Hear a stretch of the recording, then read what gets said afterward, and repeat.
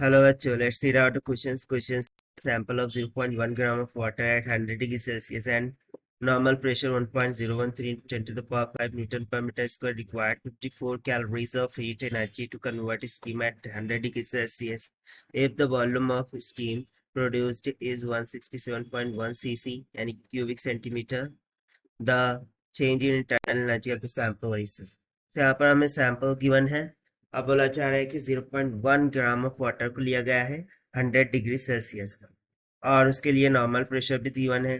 सो इसके लिए 54 कैलोरीज की हीट हमें रिक्वायर्ड होती है, that is Q is equal to 54 calories to convert this into steam at 100 degree Celsius. So उस वजह से जो वॉल्यूम ऑफ स्टीम है वो 167.1 सीसी हो जाता है। सो हमें चेंज इन इंटरनल एनर्जी निकालना है। तो चलिए स्टार्ट करते हैं हम सोल्यूशन से। But before of that let's talk about the key concept which we are going to use here for this question. So यहाँ पर हम simply first law of thermodynamics का यूज करेंगे। thermodynamics. So according to first law of thermodynamics, we remember that the amount of heat absorbed, this is nothing but equals to the change in internal energy plus the amount of work done होता है। तो सबसे पहले तो हमें यहाँ पर क्या करना होगा, जो भी वर्क डन है उसे कैलकुलेट करना होगा। तो चलिए फिर स्टार्ट करते हैं फाइनल सोल्यूशन से। So according to the question, ये जो वॉल्यूम हमें गिवन है ये स्टीम का वॉल्यूम है, यानी कि हमें फाइनल वॉल्यूम गिवन है V2 is equals to 167.1 cc। So इसको जनरल यूनिट में कन्वर्ट कर लेते हैं, यानी कि मीटर क्यूब। सो ये हो जाएगा 167.1 इंटू में 10 टू द पावर माइनस का 6 मीटर क्यूब के equal, because 1 cc is equal to 10 to the power minus 6 meter cube होता है।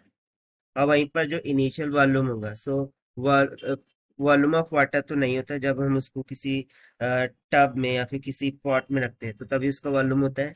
इसीलिए हम इसका वॉल्यूम 0 मीटर क्यूब के इक्वल लेंगे। So now by using the formula of work done, delta W this will be equals to the pressure times of the change in volume होगा। तो initial pressure that we have in given 1.013 into 10 to the power 5 newton metre square, newton पर metre square multiply by change in volume क्या होगा V2 minus V। So this is equals to 1.013 into 10 to the power 5 multiplied by V2 is 167.1 into 10 to the power minus 6 minus of 0. So after multiplying this, you will get the work done 16.93 of joules के equal.